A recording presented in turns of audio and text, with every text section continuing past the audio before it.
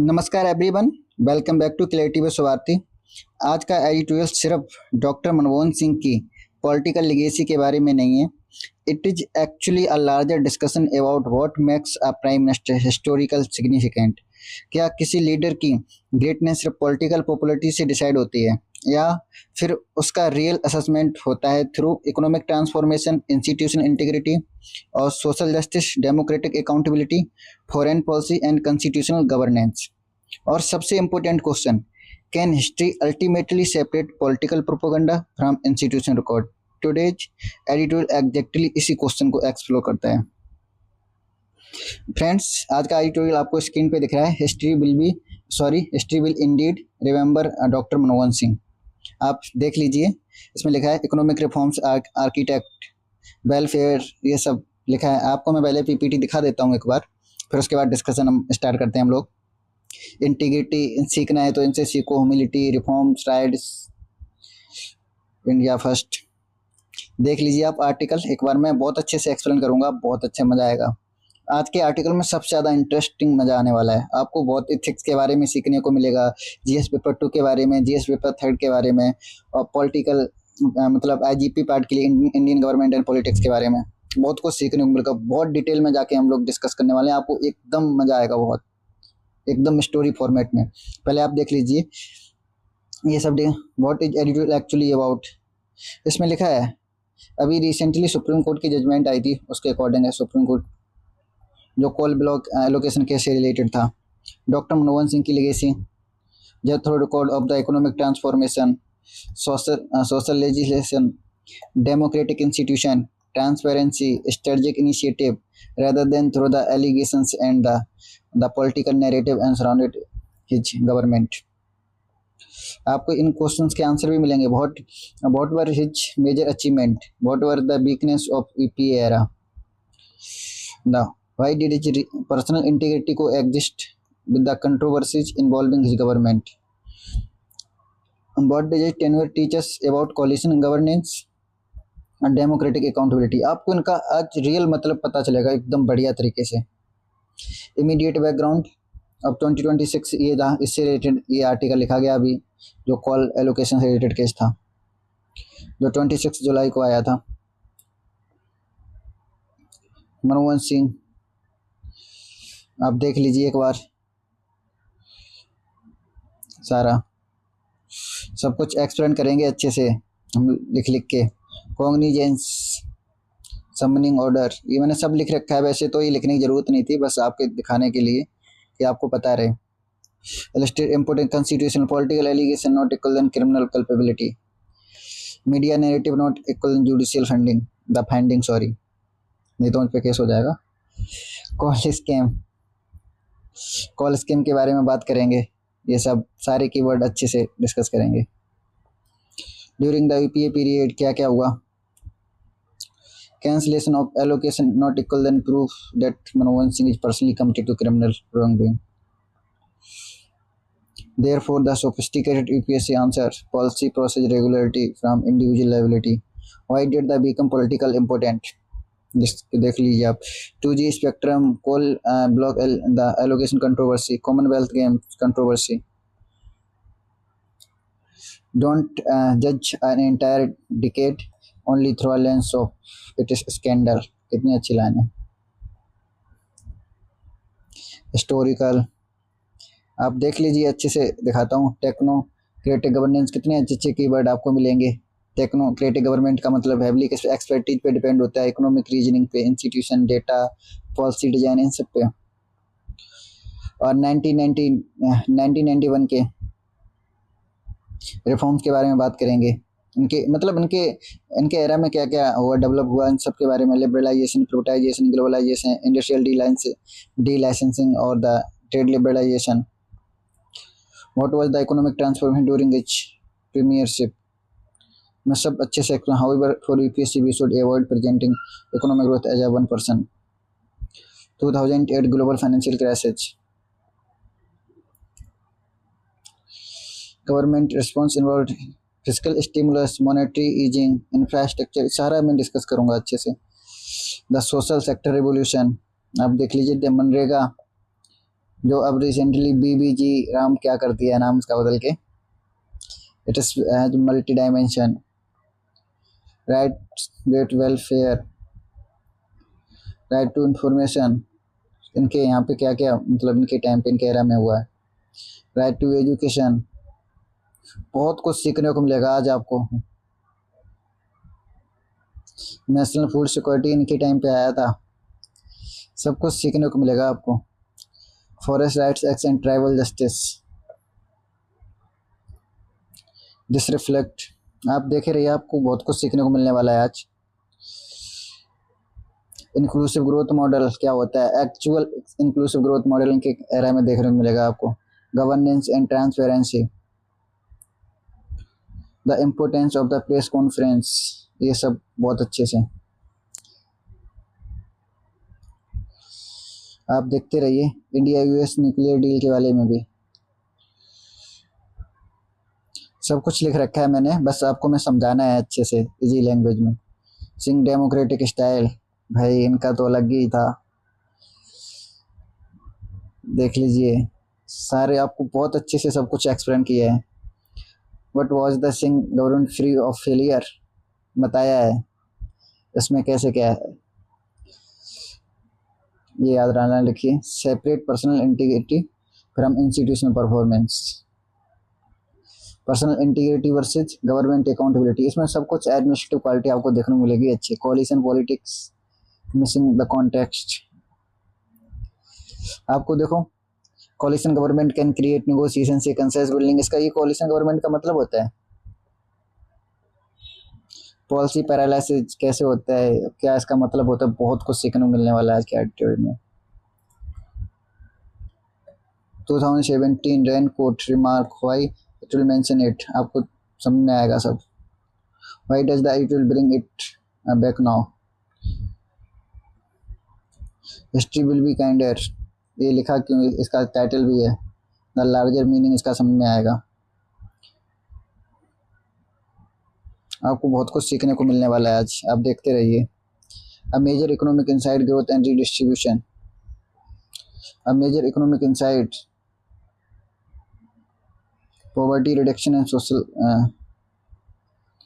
poverty reduction and social mobility, poverty reduction and social mobility, ये keyword दोबारा है, हाँ सेम चीज को नहीं है। मनरेगा, अरे दो पीपी डबल पीपीटी लगी क्या, हाँ। Economic growth, fiscal space and broadly distributed, वो डबल हो गई, कोई नहीं। Food security, social security and human security, MNREGA during Covid, it matter, आपको समझ आएगा बहुत अच्छे से। भाई डबल डबल पीपीटी लगी हुई क्या, ऑटोमेटिक, भाई साहब। Civil society and democratic accountability, कोई नहीं है, डबल डबल पीपीटी, नहीं नहीं डबल नहीं है तो। The article centre political,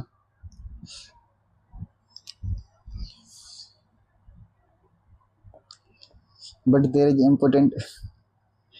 important counter argument, आप देखते रहिए। हाँ कुछ पीपीटी डबल लगी हो गई हैं,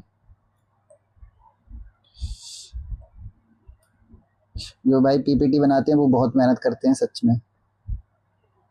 deeper ethical lesson, thank you उनके लिए, उन्होंने पीपीटी बनाई।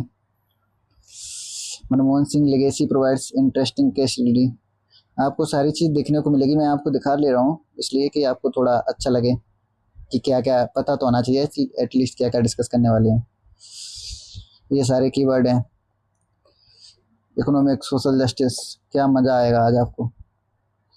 फाइनल यूपीएससी इनसाइट, आप ये कोड कर सकते हो। चलो आप स्टार्ट करते हैं, देख लिया ना पूरा एडिटोरियल, अब शुरुआत करते हैं। अब आप स्टोरी फॉर्मेट में समझते रहिए।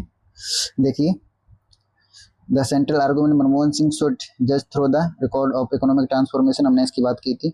इसमें ये what were the major achievement इनके क्या हैं, अब इसकी बात करते हैं। फ्रेंड्स सबसे पहले एडिटोरियल का बैकग्राउंड समझते हैं। एडिटोरियल का टाइटल है history will B Indeed remember doctor Manmohan Singh kindly. इस आर्टिकल का इमीडिएट ट्रिगर यह है कि सुप्रीम कोर्ट का 29 जुलाई 2026 का जजमेंट है कि सुप्रीम कोर्ट ने the former prime minister Manmohan Singh से related coal block allocation case में ट्रायल कोर्ट को सबमिनिंग ऑर्डर से असाइड कर दिया और सीबीआई की क्लोजर रिपोर्ट को एक्सेप्ट करते हुए प्रोसीडिंग क्लोज कर दी। इम्पोर्टेंट पॉइंट ये है कि मतलब डॉक्टर मनमोहन सिंह का 26 दिसंबर 2024 को मतलब देहांत हो चुका है। सुप्रीम कोर्ट ने फिर भी मैटर एग्जामिन किया बिकॉज लोअर कोर्ट प्रोसीडिंग में उनके अगेंस्ट एडवर्स ऑब्जर्वेशन इन्वॉल्व थे। सो एडिटोरियल का इमीडिएट कॉन्टेक्स्ट है कि जुडिशियल विंडिकेशन से पॉलिटिकल डिबेट और historical reassessment of Manmohan Singh legacy. But friends, editorial यही नहीं स्टॉप होता है, it ask a much larger question, how should a democracy evaluate the legacy of a former prime minister. अब बात करते हैं ना, यहाँ से स्टार्ट करते हैं। अब कोल कंट्रोवर्सी को समझते हैं। कोल इंडिया और कोल ब्लॉक्स इंडिया की एनर्जी सिक्योरिटी और इंडस्ट्रियल डेवलपमेंट के लिए एक्सट्रीमली इंपॉर्टेंट रिसोर्स हैं। Coal block allocation controversy essentially concerned the manner in which coal blocks were allocated to companies during the earlier allocation regime. The controversy became politically explosive because allegations emerged regarding the transparency, allocation procedure, discretion lost to the public exchequer, and possible corruption. Dr. Manmohan Singh personally became the political vulnerable because during the relevant period he was prime minister and also held the coal ministry for the some periods. कुछ period के लिए उन्होंने कोल ministry भी रखी थी। CBI investigated the matter. CBI had earlier filed a closure report finding no case against the Manmohan Singh in the concerned proceeding. A trial court nevertheless summoned him in 2015. Now in July 2026, the Supreme Court accepted the CBI closure report and set aside the summoning order. यहाँ एक very important distinction है कि political criticism not equal than to criminal the culpability. Government में face political criticism for an administrative system के लिए, but criminal liability requires evidence and legally sustainable grounds. Therefore accountability must remain evidence based and institutionally determined. This is a major rule of law principle. भाई क्या बात है, आप देखो, याद रखिए line, accountability must be remain evidence based होनी चाहिए और institutional determined. This is the major rule of law principle. Editorial का सेंट्रल आर्गुमेंट क्या है हम समझते हैं। इमीडिएट बैकग्राउंड देखिए, हम सारा ये डिस्कस बताए हैं। ये RBI closure report justification, this is the important because it does not become the political statement. Rule of law dimension, CBI ने क्लोजर रिपोर्ट ये है आपकी। कॉग्निजेंस, सबमिनिंग ऑर्डर की भी बात की है। डिसीजन देयरफॉर इसकी भी बात कर दी है। Political allegation not equal to criminal culpability. Media narrative, judicial funding, call scam की बात कर रहे हैं। एडिटोरियल का सेंट्रल आर्गुमेंट है, ऑथर आर्ग्यू करती हैं, इसलिए करती बोल रहा हूँ कि सोनिया गांधी जी ने लिखा है, पर काफ़ी लॉजिकल है। ऑथर आर्ग्यू करती हैं कि डॉक्टर मनमोहन सिंह के अगेंस्ट इंटीग्रिटी रिलेटेड एलिगेशन ने उनके लार्जर रिकॉर्ड को ओवरशैडो किया है। द आर्टिकल आर्ग्यू दैट कि Manmohan Singh record should instead be examined through the economic transformation, poverty reduction, social legislation, rights based governance और institutional transparency, democratic accountability, foreign policy achievement, nuclear diplomacy और parliamentary accountability. The editorial therefore shift the conversation from the social scandal centric evolution towards governance centric evolution. This is the first major conceptual takeaway. Who was the Dr. Manmohan Singh? इनके बारे में थोड़ी बात करते हैं। आपको थोड़ा मनमोहन सिंह के बारे में पता होना चाहिए कि before becoming a prime minister, Dr. Manmohan Singh was primarily known as an economist, policy intellectual और institution builder. He served as the RBI governor रहे मनमोहन सिंह। हमारे RBI यहाँ पे लिखा है, सब कुछ तो लिखा ही है मैंने, बस आपको पॉलिसी इंडिविजुअल आई पॉलिटिकल इम्पोर्टेंट 2G स्पेक्ट्रम, ये अच्छा केस के बारे में आगे लिखा होगा, ये रखा है डॉक्टर मनमोहन सिंह के बारे में। हिस्टोरिकल बैकग्राउंड, मनमोहन सिंह रहे आरबीआई गवर्नर रहे, फाइनेंस सेक्रेटरी रहे, प्लानिंग कमीशन के प्लानिंग कमीशन में भी इनका रोल रहा है, और यूजीसी लीडरशिप और economic adviser, finance minister, prime minister. वैसे तो यहाँ पे सब लिखा है, एकेडमिक, पॉलिसी मेकर, फाइनेंस, ये सब। His greatest structural importance comes from the fact that the finance minister during the 1991 economic crisis. अब यहाँ से इंडिया की मॉडर्न इकोनॉमिक हिस्ट्री बिगिन होती है। 1991 में India severe balance of payment crisis face कर रहा था। इंडिया के foreign exchange reserve dangerously low level पर आ गए थे। There was pressure on the foreign exchange पे था और इम्पोर्ट्स पे, external payment, physical stability, economic confidence. The Narasimha Rao government appointed doctor Manmohan Singh as a finance minister. Then came the famous new economic policy in 1991. It broader pillars liberalization, privatization और globalization। मतलब liberalization मतलब government ने control को reduce करना, privatization मतलब public sector dominance को gradually reduce. Public sector जो था ना, गवर्नमेंट ने अपना रिड्यूस किया अपने आप को। ग्लोबलाइजेशन मतलब इंडियन इकोनॉमी को ग्लोबल इकोनॉमी से इंटीग्रेट करना। This is transform India economic architecture. Doctor Manmohan Singh therefore represent an important shift state control economic model to market oriented but regulated economic framework. याद रखिए उस टाइम पे क्या हुआ था, स्टेट कंट्रोल से शिफ्ट किया मॉडल को, मार्केट ओरिएंटेड बनाया था but regulated economic framework. This background is essential because when we evaluate his prime ministerial tenure we should remember that he was not a merely a political leader, he was an economic reformer and institutional economist. Dr. Manmohan Singh became a prime minister in 2004 and remained in office till 2014 में रहते हैं। हाँ, ये 4 से और 14 तक ही रहते prime minister. ये सब लिखा है, प्लानिंग कमीशन, लीडरशिप। तो ये हाँ, तो his government function under the UPA coalition framework में। This is important because coalition government का मतलब होता है consensus building plus negotiation plus alliance plus management and policy compromise. इसमें लिखा होगा, वैसे तो हम लिख के भी बता देते हैं। द कोलिशन गवर्नमेंट का इधर से आ गए, द कोलिशन गवर्नमेंट का मतलब होता है वैसे तो कोलिशन गवर्नमेंट का, ये आप कोलिशन पढ़ लेना। कोलिशन मतलब आता है consensus building plus negotiation plus alliance plus policy compromise, ये सब होता है। So his model of governance was differently from the highly centralized executive model. His political style was generally associated with the institutionalism, technocratic decision making, consensus politics and coalition governance, rights based welfare।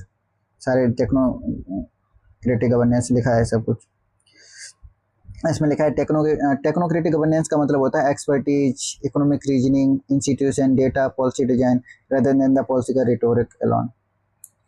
आप याद रखिए। अब बात करते हैं, now let us enter in the economic core. The editorial present doctor Manmohan Singh decades as a period of the high economic growth, consumption expansion, private investment, middle class expansion, poverty reduction. The argument is that India experience rapid economic transformation and become increasingly integrated with the global economy, but as a UPSC teacher मतलब तो we must maintain the balance. High GDP growth alone does not automatically mean inclusive growth. We need to ask the who benefit question कर सकते हैं। Did employment increase sufficiently? Was growth geographically balanced? Was inequality reduced?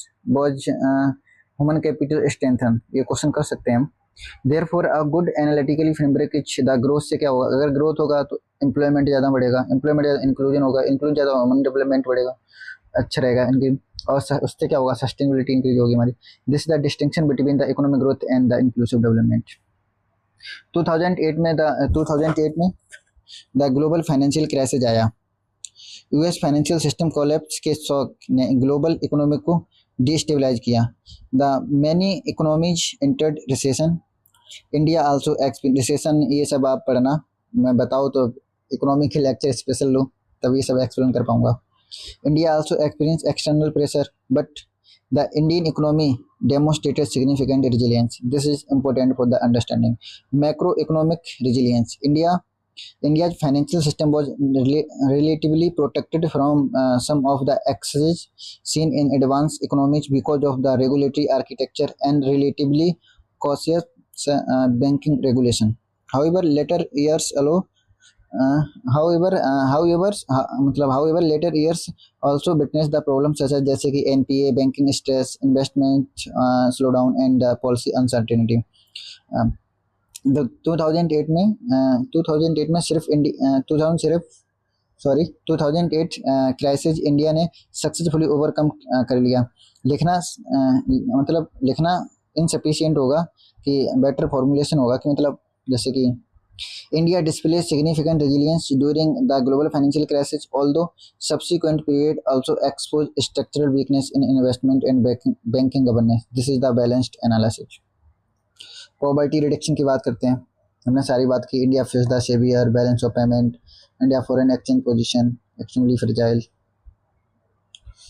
Manmohan Singh finance minister, P Narasimha Rao, major economic reforms की बात की, liberalisation की बात की, का मतलब क्या है लिखा है ये प्राइवेटाइजेशन और रिड्यूसिंग लाइसेंस राइज इंडस्ट्रियल, ये जब एलपीजी रिफॉर्म्स आए तब।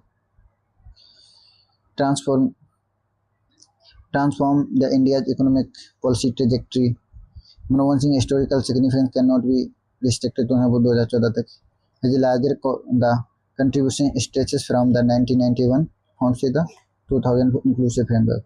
What was the economic transformation during it, देखो इकोनॉमिक ग्रोथ की हमने बात की थी, एक्सपेंशन ऑफ कंजप्शन की, ग्रोथ ऑफ प्राइवेट इन्वेस्टमेंट की और रैपिड डाइवर्सिफिकेशन ऑफ एम्प्लॉयमेंट और expansion of the India's middle class. Official PM the archive itself described his tenure as a period of the major economic and social changes. हालांकि for UPSC we should avoid the presenting economic growth as a one-person achievement. Economic outcomes are shaped by the global economic condition, previous reforms, domestic investment, monetary policy. Economic outcomes are shift किसके through हो सकते हैं? Global economic condition, the previous reforms, domestic investment, monetary policy, physical policy, demographics, technology, private sector और global trade. This the balanced formulation हमने भाई अच्छे से लिखा है, थोड़ा बायस था तो उस चीज़ को लाइन पे लाके लिखा है मैंने पूरा कि Manmohan Singh benefit from the structure reforms of 1990s and favorable global condition while it is the policy architecture further deepen economic integration and ये सब लिखा है। मैं पहले आपको एक्सप्लेन कर देता हूँ फिर मैं ऐसे करके पढ़ाता हूँ। एडिटोरियल का अनदर मेजर आर्गुमेंट है growth and poverty reduction. Economic growth creates fiscal space. The fiscal space allow government to spend more on education पे स्पेंड करना है, हेल्थ पे, एम्प्लॉयमेंट, एजुकेशन अच्छी होगी, हेल्थ और एम्प्लॉयमेंट और फूड सिक्योरिटी और रूरल डेवलपमेंट और social protection space the spend करने को बोलते हैं वो एजुकेशन।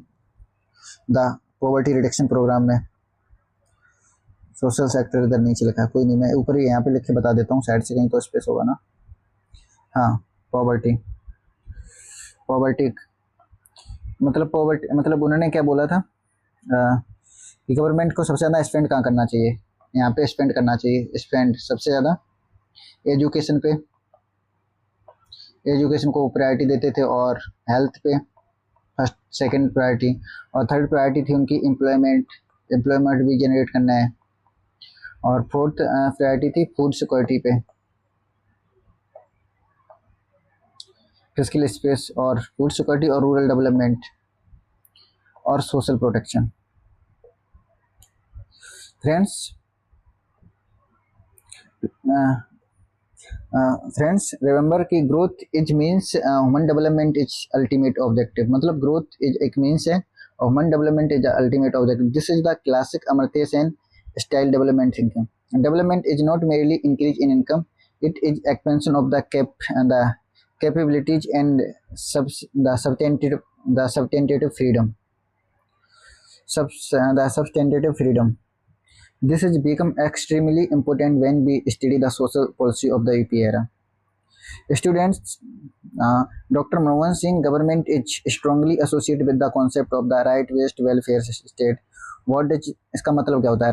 Rights-based welfare मतलब instead of treating welfare purely as a government charity, the state create legal entitlement. For example, Right to Information Act 2005, MNREGA 2005 में यहाँ, Right to Education 2009, National Food Security Act 2013.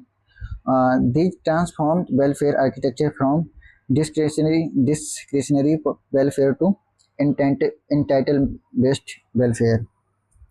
मतलब ये ऐसा नहीं है कोई गवर्नमेंट करे ना करे, ये इंटाइटलमेंट बेस्ड वेलफेयर बना दिया। किसको? मनरेगा को, राइट टू इन्फॉर्मेशन को, राइट टू एजुकेशन को, नेशनल फूड सिक्योरिटी एक्ट को। This is a major conceptual shift था। RTI is one of the most important institutional reform. RTI की बात करते हैं, किस सबकी बात करें। RTI is one of the most important institutional reform. RTI का मतलब it empower the citizen to seek information from public authorities subject to the statutory exemptions. Why is this important? Because democracy requires transparency plus accountability. RTI का मतलब भी है transparency plus accountability. That without information, citizen cannot effectively question government. Therefore, information होगी तो उससे awareness बढ़ेगी। Awareness जितने ज़्यादा होते हैं आप स्क्रूटनी करा सकते हो, स्क्रूटनी जब तो गवर्नमेंट को अकाउंटेबिलिटी भी फिक्स करनी पड़ेगी। इसका रियल मतलब होता है डेमोक्रेटिक पार्टी, इसे बोलते हैं democratic participation. RTI therefore represent democratisation of the information को डेमोक्रेटाइज करो। द editorial argue that कि Dr. Manmohan Singh government create a new era of transparency through its legislation. However, that from a contemporary governance perspective, we must also examine the institutional implementation and strength of information commissions. अब मनरेगा की बात कर ले रहे हैं, जो screen पे दिख भी रहा है आपको, screen right to work dimension उनकी सब एक्सप्लेन करते हैं। मनरेगा का मतलब Mahatma Gandhi national rural employment guarantee act. It is a basic principle कि rural household are provide a legal guarantee of wage employment subject to the act's provision. The broader objective include, इसका मतलब इसका main objective क्या था मनरेगा का? इसका main objective था मनरेगा का लाइवलीहुड सिक्योरिटी, लाइवलीहुड सिक्योरिटी पे फोकस करना, लाइवलीहुड सिक्योरिटी मनरेगा। और क्या मतलब था? और मतलब रूरल एसेट क्रिएट करना। आपको इसकी जगह पे बीबीजी राम पढ़ना चाहिए, वैसे तो मैं आइडियल के अकॉर्डिंग इनके एरा की बात कर रहे हैं तो इसलिए इसकी बात कर रहे हैं। डिमांड ड्रिवन मतलब demand driven employment, social protection की बात करता है मनरेगा। इसमें लिखा होगा शायद सारा, पर मैं आपको लिख के फिर भी समझा देता हूँ। और वोमेन्स पार्टिसिपेशन की बात करता है, वोमेन पार्टिसिपेशन। और रूरल परचेजिंग पावर, इससे रूरल ये सब बात होती है। मतलब during the economic shocks such programs can act as the automatic stabilizers, meaning when rural income falls तो public employment can support the purchasing power. This is the both social policy plus macroeconomic stabilization. क्या idea था मनमोहन सिंह जी का। अब बात करते हैं national food security act की। National food security ऊपर निकल गया शायद, सोशल सिक्योरिटी रिवोल्यूशन बनेगा। इट हैज लिखे हैं, देखो इस पर सारा लिख रखा है। It has multiple dimension, poverty alleviation, rural livelihood security, women's participation, creation of rural asset. इसका ऑब्जेक्टिव है ये मनरेगा का। Social protection, government launch the NREGA. मनरेगा रिप्रेजेंट राइट टू वेलफेयर, इसकी बात की हमने। Right to work, right to information act की भी बात की हमने। This is the arguable one of the most important democratic reforms in the Manmohan Singh period. इसमें ट्रांसपेरेंसी, अकाउंटेबिलिटी, सिटीजन्स एम्पावरमेंट। देखो इस पे लिखा है, ये मेन डेफिनेशन है। इसकी फिलॉसफी थी information held by government is fundamentally connected with citizens right to scrutinize public order. RTI help citizen investigate किसमें करती थी? गवर्नमेंट एक्सपेंडिचर के बारे में जान सकते हैं, आरबीआई तुम्हें हेल्प कर सकती है। एडमिनिस्ट्रेटिव डिसीजंस के बारे में, पब्लिक प्रोक्योरमेंट के बारे में, इम्प्लीमेंटेशन फेलियर के बारे में, और करप्शन और डिलेज, ये सब चीज़ समझ सकते हो। आपको जीएस पेपर में ट्रांसपेरेंसी अकाउंटेबिलिटी है, वहाँ इंक्लूड कर सकते हो। राइट टू एजुकेशन, मैं नेशनल फूड सिक्योरिटी की बात कर रहे थे, मैं बाद में सब बताऊँगा ना। मतलब this is the national food security 2013 that this is the expanded the legal framework for the subsidized food grain for the eligible population. Conceptually it represents the food security as an entitlement. Food security has multiple dimension, जैसे कि food security was availability, accessibility, affordability, nutritional adequacy. आप ये याद रखिए, जैसे food security में लिखा होगा national NFA, national food security SS। इसकी मेन चीज़ है कि मतलब इसमें अवेलेबिलिटी, एक्सेसिबिलिटी, और affordability, national food adequacy, hence food security is not simply food production, it is the access to adequate and nutritious food। ये होता है। मैं इसे मिटा देता हूँ। अब राइट टू एजुकेशन की बात कर लेते हैं। नेशनल फूड सिक्योरिटी इनके एरा में आया था, अब डिटेल में बस इतना बहुत जानना। Right to education, this means right to education act 2009, it operationalized the constitutional commitment to elementary education through a statutory framework। Education is not merely welfare, it is a human capital formation। It improves education का क्या क्या improve करती है, इस पे लिखा है देखो। optionalized statutory framework 21 article, legal entitlement है rather than policy objective। human capital education देखो improve कर सकती है, जैसे कि लिखा है इसमें प्रोडक्टिविटी है, सोशल मोबिलिटी है, जेंडर इक्वालिटी है, पॉलिटिकल अवेयरनेस है, इंटरजेनरेशनल मोबिलिटी है, इनको इम्प्रूव कर सकती है, इम्प्रूव कर सकती नहीं करेगी। Thus social education can also be understood as a investment in human capabilities. ये देखो capabilities expansion. Thus welfare philosophy was not simply about consumption. National food security में आपको पढ़ा चुके हैं। नेशनल फूड सिक्योरिटी एक्ट हमें पढ़ा सकते हैं आपको, देखो ये सब लिखा है इसमें 2013 प्राइम मिनिस्टर लिखा है 70। इसमें नेशनल फूड सिक्योरिटी में हाँ ये फैक्ट याद रखिए, 75% of the rural population invest और 50% अर्बन पॉपुलेशन, इसका बेनिफिट मिलता है। Food security as legal entitlement है, ये लीगल इंटाइटलमेंट है। This represent shift the food distribution to the food rights, welfare scheme to the statutory entitlement. और अब मैं बात करता हूँ, अब ये सारे आप सुनते रहिए आप, इसके बाद फिर अब बात करते हैं OBC reservation and social justice की। Editorial also highlighted the OBC reservation in the centrally funded higher educational institution. This larger idea is the social justice through the affirmative action. India has historically experience caste with exclusion और unequal access और the educational disadvantage और occupation inequality. The historical experience India को caste का unequal access और education वगैरह। Reservation seek to correct structural disadvantage. The constitutional philosophy is the formal equality plus substantive equality. Formal equality मतलब everyone is equal before law. Substantive equality recognise historically disadvantaged group may require differential support to achieve meaningful equality. मतलब दोनों में difference होता है। Formal equality मतलब everyone equal before law, और substantive equality मतलब historically जो भी लोग डिसएडवांटेज किए गए उनके लिए कुछ डिफरेंट सपोर्ट उनका जरूरत है। Editorial also refer to the forest rights act जो लिखा हुआ है, forest rights act 2006। It is importance lies in the recognizing certain forest rights of the scheduled tribes and the other traditional forest developers के बारे में बात है। और subject to the act that this represent a shift from the exclusionary forest governance towards community rights and participatory resource. This deeper concept is environmental justice. Forest conservation and tribal rights should not be automatically treated as the opposing objective. This modern approach is conservation with community participation। इसमें लिखा है देखो, it significantly recognize the historical rights, Adivasi communities, forest dwelling communities, forest resource and the tradition habitation subject to the law framework. This reflects social justice, a recognition of historical injustice, community rights, inclusive development।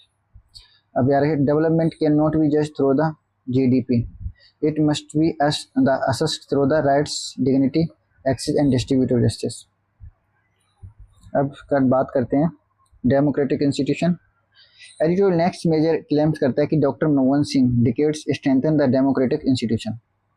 What does institutional democracy mean? It means कि democracy does not depend only on the election, democracy also requires parliament. Democracy मतलब मनमोहन सिंह के according the democracy also requires parliament, judiciary, media, civil society, RTI institution, independent regulators, opposition, constitutional bodies. These create a checks and balances. A democracy becomes sustainable when power is distributed, scrutinized, accountable। Parliamentary accountability की बात करते हैं, ये मैं सब बताऊंगा। Inclusive model की शायद मैं बात कर चुके हूँ ऊपर, सोशल प्रोटेक्शन नहीं है तो भी बताएंगे, समझ लीजिए पहले, फिर मैं इसमें भी दिखा दूंगा, सुनते रहिए आप। पार्लियामेंट्री अकाउंटेबिलिटी की बात करते हैं वो The editorial highlighted accountability of the parliament and media. This give us a very important concept, the executive accountability. In parliamentary democracy में executive is responsible to legislature. The prime minister and council of ministers remain politically accountable to the Lok Sabha. Parliamentary question, debates and committees, motion and discussion are tools of the accountability. Therefore, parliament is not merely a law-making body; it is also a deliberative institution plus accountability institution plus representative institution. आप देखो जो parliament हमारी है केवल law making body नहीं है, it is also एक deliberative institution है।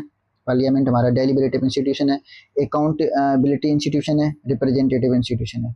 पार्लियामेंट के बारे में ये जब भी पार्लियामेंट के बारे में कुछ लिखना हो आप लिखो इंट्रोडक्शन या कंक्लूजन में कि parliament is not a merely a law making body, it is also deliberative institution, accountability institution and representative institution. बहुत अच्छी डेफिनेशन है कि parliament is not a merely law making body, it is also deliberative institution और accountability institution plus representative institution. आप लिखो इसे। Media and civil society की बात करें, editorial talk about the environment in which independent media and civil society had greater space. This is important because democracy has formal institution and informal democratic institution, formal parliament, courts, election commissions, और informal में क्या क्या आता है, media, civil society, public debate, association, citizen activism. Civil society act as a watchdog between state and citizen, but we should also understand that media independence alone does not guarantee good democracy. There must be media freedom। अच्छी मतलब good democracy मतलब good democracy के लिए क्या होना चाहिए, media की freedom होनी चाहिए, professional ethics plus pluralism plus fact based journalism होनी चाहिए। द गवर्नेंस एंड इंटीग्रिटी, भाई ये कितने अच्छे आप एथिक्स में कीवर्ड यूज कर सकते हैं, governance and. Now we reach the most politically sensitive part. The editorial argued that Dr. Manmohan Singh's personal integrity was fundamentally different from the allegations surrounding the government. This brings us to the classic governance section. Personal integrity not equal than the administrative effectiveness. A leader may be personally honest but face bureaucratic failure, the coalition pressure, institutional weakness and corruption allegation। कितने अच्छे से लिखा है ये चीज, बहुत अच्छा article लिखा है ये भाई, कितना अच्छा एग्जाम्पल है गवर्नेंस एंड इंटीग्रिटी का कि मतलब आ लीडर में भी पर्सनली ऑनेस्ट हो सकता है बट फेस कर सकता है bureaucratic failures, coalition pressure, institutional weakness and corruption allegation, क्योंकि उनकी यूपीए गवर्नमेंट थी, कोलिशन में तो थी, and policy failure. Therefore governance must evaluate at two levels, individual ethics and institutional performance. Good governance requires both. Coalition politics की तो हम बात कर ही चुके हैं, मतलब UPA first and UPA second operated within coalition the constant. Coalition politics can produce advantage and consensus or broader representation। the federal accommodation की बात कर सकते हैं, ये अच्छे हैं, तो मतलब advantage, consensus, broader representation, but also the challenges ये हैं कि मतलब policy bargaining, the veto players, slow decision making, slow compromise and coordination cost. Hence, Manmohan Singh political legacy should be understood within the institutional constraint of coalition the governance. This is important the correction. अब बात करते हैं we can मतलब अब बात करते हैं Manmohan Singh government had no corruption controversy. We can't say, हम ये नहीं कह सकते कि मनमोहन सिंह की गवर्नमेंट में मतलब कोई करप्शन नहीं हुआ, कोई करप्शन कंट्रोवर्सी नहीं है। This would be historically inaccurate. UPA second period witness the major controversy involving, जैसे 2G स्पेक्ट्रम एलोकेशन का केस लगा था, कॉल एलोकेशन की जजमेंट आया recently, and other governance controversy के ऊपर था। We should distinguish the political responsibility from the criminal guilt. The Supreme Court 2026 decision specifically concern the legal proceeding against the doctor Manmohan Singh as coal block case. Therefore, correct analytical approach. Institution failure में warrant political accountability को, institution failure में warrant कर सकता है political accountability, but individual criminal culpability must be established through the evidence and due process। समझे हो? अगर individual criminal culpability है तो must be the established होगी through किसके evidence और due process। This is the rule of law। India US nuclear deal की इनकी टाइम पे बात हुई, ये गवर्नेंस ट्रांसपेरेंसी सबकी बात करेंगे, कर ही रहे हम, कर चुके हैं इनकी सबकी। The India US civil nuclear cooperation की बात हुई। बैकग्राउंड समझिए सबसे पहले, India had remained outside the mainstream global nuclear commerce framework for the decades because of it is non NPT status. 2005 India-US civil nuclear initiative began a major diplomatic process. It eventually led to the 2008 Nuclear Suppliers Group waiver and implementation of the civil nuclear cooperation framework. It is important was much larger than the nuclear energy. It represented the strategic normalization of India in global nuclear order.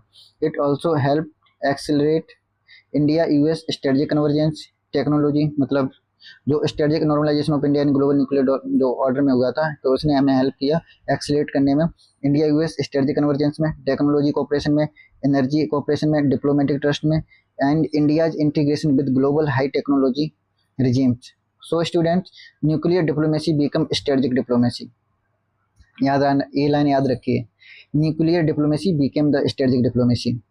India didn't abandon strategic autonomy. Instead, strategic autonomy evolved earlier. Non-alignment later, strategic autonomy. Today, increasingly multi-alignment पे हम shift हो गए आज के time पे. India seek the simultaneous engagement with US, Russia, Europe, Japan, Middle East, Global South. आपको ये समझना है कि इंडिया सीख साइमल्टेनियस एंगेजमेंट कैसे. एक बुक्स का अगर आप देख रहे हो तो ये बुक्स जरूर आप रेफर करना. एक फ्रेंड्स करके बुक्स आई है श्री राम तोलिया की, वो पढ़ना, आपको बहुत समझ में आ जाएगा. US, Russia, Europe, Japan, Middle East and global south. The Manmohan Singh period contributed significantly to the transformation of India US the relation from the estrangement to the engagement of a strategic partnership. This is the major IR takeaway. Why was the nuclear agreement historically important? Because it demonstrated diplomatic agency. India negotiated from a position that sought to protect its strategic interest while securing access to global nuclear commerce. It also represents a broader shift from the India from rule taker to the increasingly rule shaping power. This is one reason why Manmohan Singh's foreign policy legacy should be analyzed beyond domestic politics. Editorial repeatedly points towards the philosophy based on the democratic accountability. Editorial repeatedly points towards a philosophy based on democratic accountability or institutional restraint, economic reform, social inclusion, constitutionalism. Let us define the constitutionalism. मतलब constitutionalism का मतलब होता है government power is limited, structured and accountable under the constitutional rules. कितनी अच्छी बात है. Government की पावर जो है लिमिटेड है, स्ट्रक्चर्ड है, अकाउंटेबल अंडर कैसे constitutional rule. This is different from merely having a constitution. A country में possesses a written constitution but constitution requires rule of law, limited government. Constitutional क्या require करता है? Constitutionalism, sorry, constitutional constitution फर्क होता है. Constitutionalism requires rule of law, limited government, fundamental rights, institutional check and judiciary review and accountability. मतलब constitutional, मैं ये सब पढ़ा रहा हूँ. कॉन्स्टिट्यूशनलिज्म की बात कर रहे हैं. कंस्टिट्यूशनल का मतलब है, मतलब आप याद रख लीजिए, लिख लीजिए आप, रूल ऑफ लॉ और द लिमिटेड गवर्नमेंट. कॉन्स्टिट्यूशनल ना जनरली तो हम रूल ऑफ कॉन्स्टिट्यूशन का मतलब समझते हैं, और एफ आर फंडामेंटल राइट्स और इंस्टीट्यूशनल चेक्स ये भी हैं, और जुडिशियल रिव्यू, ये सब कॉन्स्टिट्यूशन के मतलब है. अकाउंटेबिलिटी, आज आपको कॉन्स्टिट्यूशन का अच्छा मतलब समझ में आया हुआ. इंपोर्टेंस ऑफ प्रेस कॉन्फ्रेंस, ये मैं बाद में डिस्कस करूंगा, पहले यहीं पे बना रहता हूँ. दिस इज एक्सट्रीमली अपने यूपीएससी के लिए बहुत इंपॉर्टेंट है. ये कीवर्ड जुडिशियल रिव्यू. कॉन्स्टिट्यूशन का मतलब rule of law, limited government, fundamental right, institutional check, judicial review, accountability. Doctor Manmohan Singh model can broadly be understood the attempt to the combine कर सकते हैं market oriented growth with the social protection.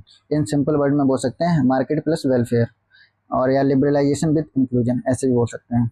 Same चीज़ें, market oriented growth बोलो, market oriented growth with social protection, या फिर simple word में बोल सकते हैं मार्केट प्लस वेलफेयर या फिर liberalization with inclusion. The state did not completely withdraw, rather it sought to the combine private investment with public welfare and economic growth with social rights. This is why the period is often associated with the inclusive growth. Editor placed the enormous importance जैसे decency, humility, erudition और integrity, institutional restraint. This raises philosophical question कि does leadership requires only political effectiveness or also ethical legitimacy? And democratic governance में public trust is partly created by institution and partly by conducted by public official. Max Weber framework helps here यहाँ पे. जैसे max weber का framework क्या है? मतलब personal authority versus legal rational authority. Modern constitutional democracies should ideally depend more on legal, rational institutional authority rather than the personal charisma. Now friends, attitude को blindly accept नहीं करना है, क्योंकि as a UPSC मतलब as a UPSC aspirant we need critical evolution कि this attitude written from the clear political perspective से, but therefore we should ask the first limitation. It may understand sorry मतलब it may understand it may understate governance failure and corruption controversy during UPA second government. Second, economic growth does not automatically prove good governance. Third, welfare scheme also face implementation leakages and fiscal challenges. Fourth, rights-based legislation create legal entitlement but require strong administrative capacity. Fifth, institutional transparency must be evaluated not merely by laws passed by but by actual implementation. Sixth, personal integrity cannot be substitute collective cabinet the responsibility and institutional conduct. The mature conclusion is Manmohan Singh's legacy is neither purely heroic or not purely negative. It is a complex plus multidimensional institutional और significant. अब मतलब ये article लिखा क्यों गया आज के time पे, मैं ये समझ सकते हैं क्यों मैटर करता है. Because India is experience broader debate about, जैसे कि आप सुनते हो इंस्टीट्यूशन वर्सेस इंडिविजुअल्स, एग्जाम्पल देते हैं लीडरशिप वर्सेस इंस्टीट्यूशनलिज्म. अभी एजुकेशन का नीट का पेपर लीक हुआ और एजुकेशन मिनिस्ट्री और मिनिस्टर क्या था, growth versus welfare, majority in politics constitution, आपको मतलब उनका सबका समझाया होगा. Executive versus checks and balance, political narrative versus judicial record.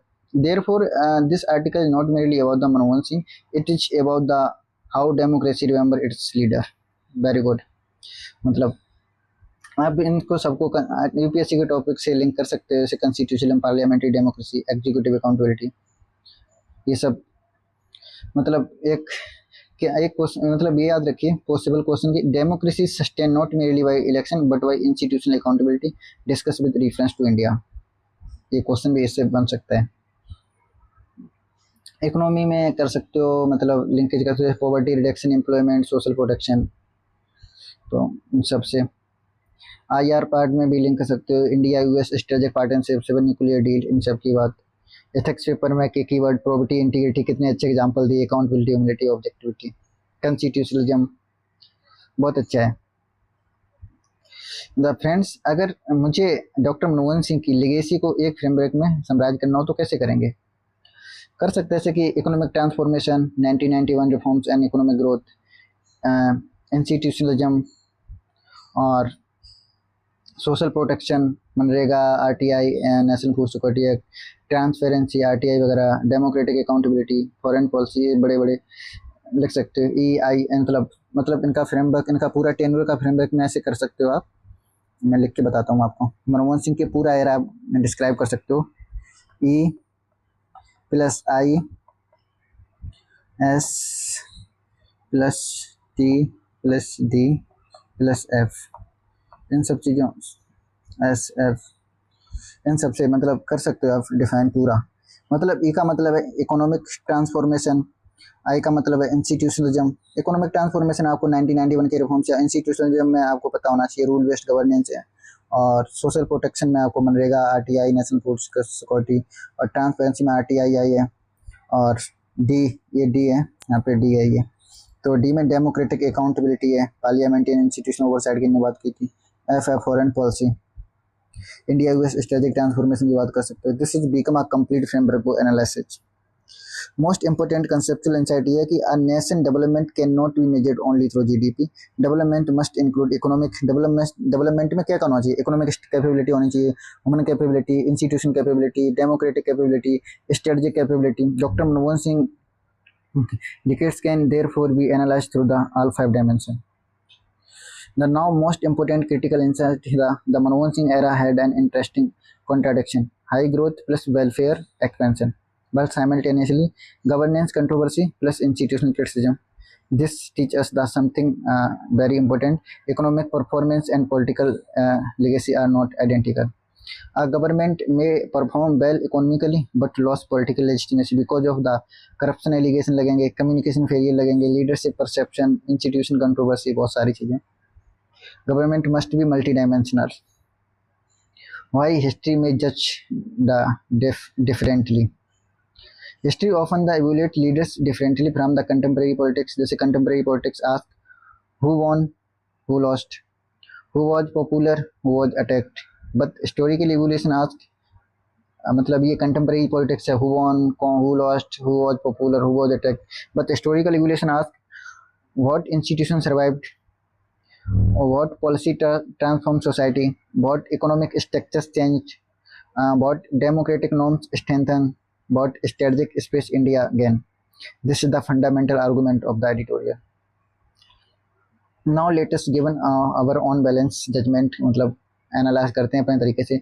Doctor Manmohan Singh should neither be remembered merely as a economist who liberalised India, not merely as the prime minister associated with the EPA controversy, or more sophisticated assessment would be Dr. Manmohan Singh that represented a model of technocratic leadership, economic reform, coalition-based governance, rights-oriented social policy, and strategic diplomacy. His tenure also faced serious challenges in governance, corruption, controversies, and policy implementation. The appropriate historical assessment therefore requires both appreciation and critical scrutiny. This is the exactly मतलब as analysis समझ सकते हो.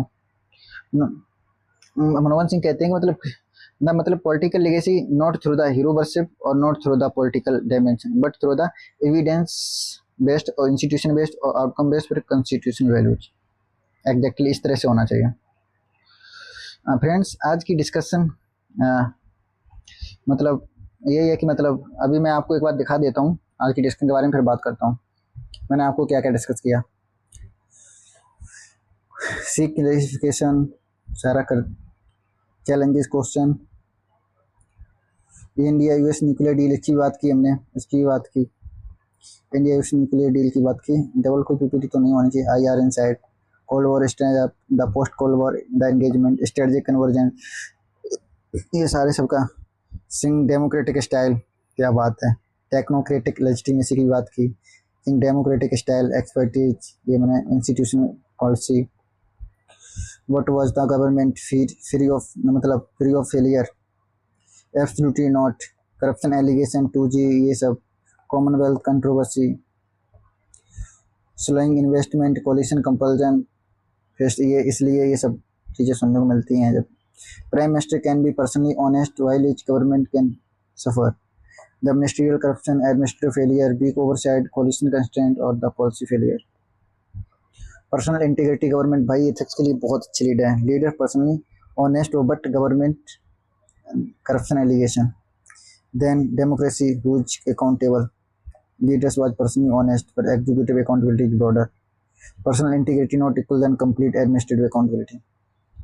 Prime minister as responsibility cabinet के लिए, policy coordination के लिए. देख ये चीज़ याद रखिए आप, प्राइम मिनिस्टर की क्या रिस्पॉन्सिबिलिटी होती है, major cabinet, policy coordination, administrative supervision, political leadership, institutional response.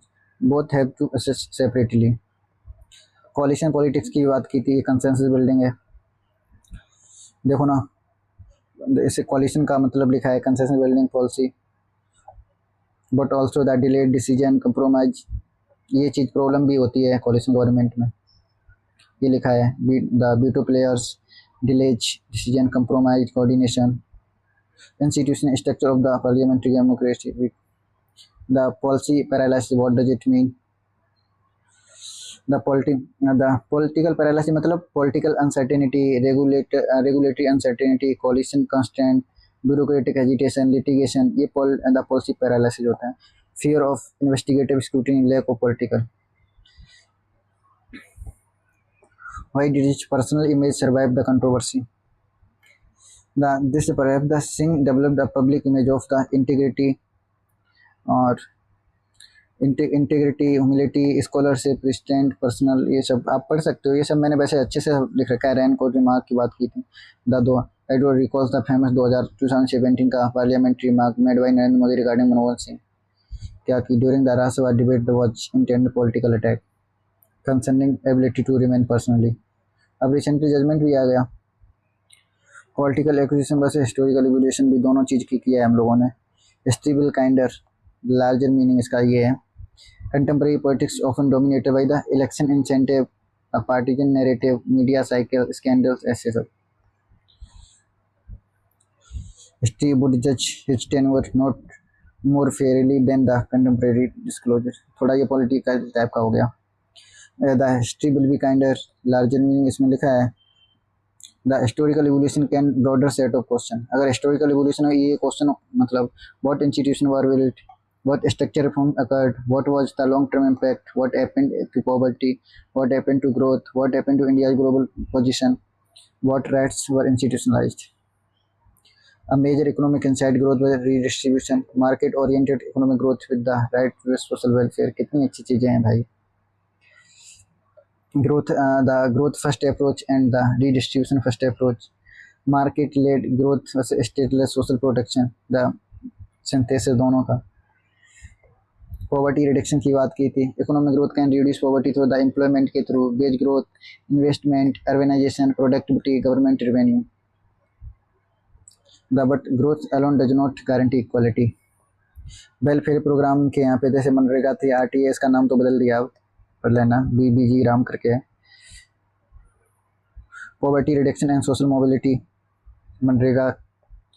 Food security के लिए भी इन्हें देखो, it affect the food security, social security and human security. Actual discussion the food security can be expanded conceptually, जैसे कि health, nutrition, product, human dignity, इन सबको। MNREGA during the कोविड-19 become a important channel for the support for vulnerable population.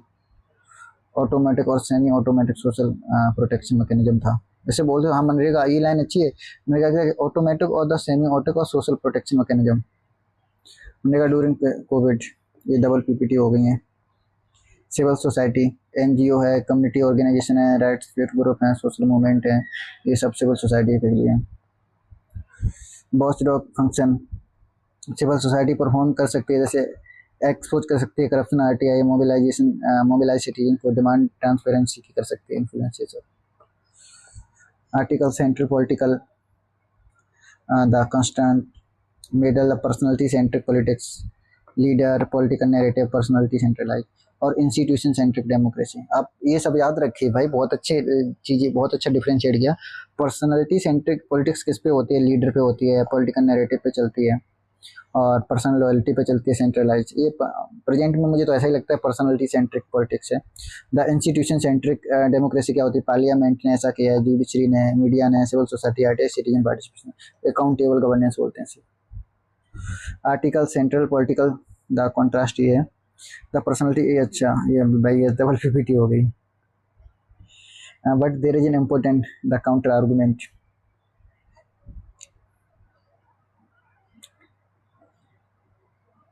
आप देख लीजिए, आप सारा पढ़ लीजिएगा, मैं आपको दिखा देता हूँ, समझा तो सब कुछ तो कम। डेमोक्रेटिक लेगेसी का मतलब क्या होता है, RTI, transparency, political and civil society. Strategic legacy में मतलब इंडिया यूएस ने एग्रीमेंट, ये सब। गवर्नेंस लेगेसी की बात, मोस्ट इम्पोर्टेंट लेगेसी बस multi dimensional. Coalition management, institutional functioning, accountability weakness, ये सारे मतलब कि democratic legacy, strategic legacy, governance legacy के सारे मतलब मैं मिटा देता हूँ, इससे आपको दिक्कत ना हो। This is the ideal for UPSC के लिए। भाई कितने अच्छे कीवर्ड हैं, डेमोक्रेसी, लेगेसी। आप ये लिखना आंसर में, तभी मजा आएगा। Parliamentary democracy, governance, GS paper tacking, मैंने ये भी लिखा है, ये देखो जीएस पे कहाँ कहाँ किसके लिए लिंक करेंगे, कहाँ कहाँ लिख सकते हो। डीपर एथिकल लेसन भी, ये मैंने आपको डिफाइन तो कर सका हूँ, इंटीग्रिटी, कॉम्पिटेंसी, कॉन्स्टिट्यूशनलिज्म क्या है। Public servant must be ideally, integrity होनी चाहिए, इम्पार्शियलिटी, ऑब्जेक्टिविटी, अकाउंटेबिलिटी। ये भाई एथिक्स में ऐसे एग्जाम्पल लिखो, इतने अच्छे अच्छे कीवर्ड हैं। The personal honesty versus the institutional strength, ये मैंने आपको बताया ही है। Even an honest prime minister need a strong institution, independent. अगर ऑनेस्ट प्राइम मिनिस्टर के लिए क्या, even an honest prime minister need को क्या होती है, स्ट्रॉन्ग इंस्टीट्यूशन चाहिए, इंडिपेंडेंट इन्वेस्टिगेटिव एजेंसी चाहिए, ट्रांसपेरेंट प्रोक्योरमेंट, पार्लियामेंट्री स्क्रूटिनी चाहिए, free media, judicial oversight, civil society. Good governance should be system dependent, not personality dependent. Final assessment Manmohan Singh का आपने क्या है, देख लीजिए आप। Major contribution, major criticism, corruption, controversy, coal two G, ये सब है। Major contribution, high growth, MNREGA, RTI, ये सब। रिवीजन के लिए है, वैसे सब बता चुका हूँ ये सब। Therefore intellectual honest the conclusion है, बढ़िया।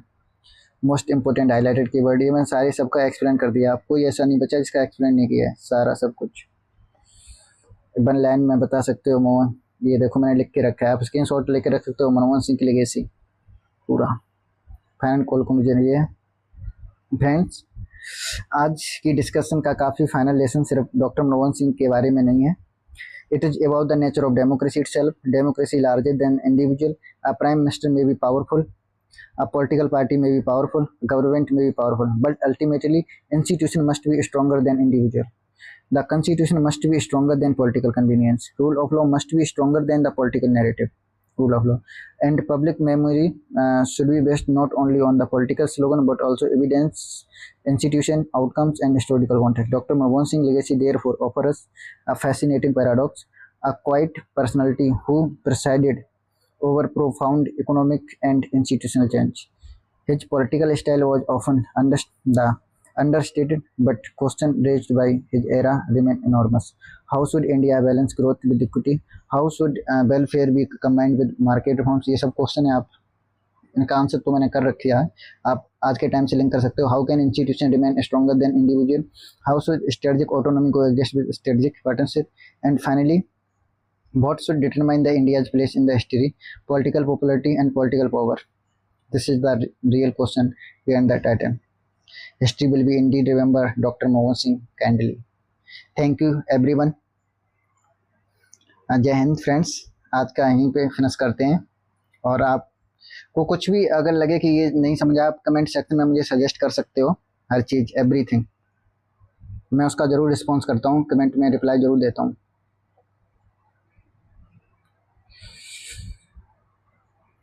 अरे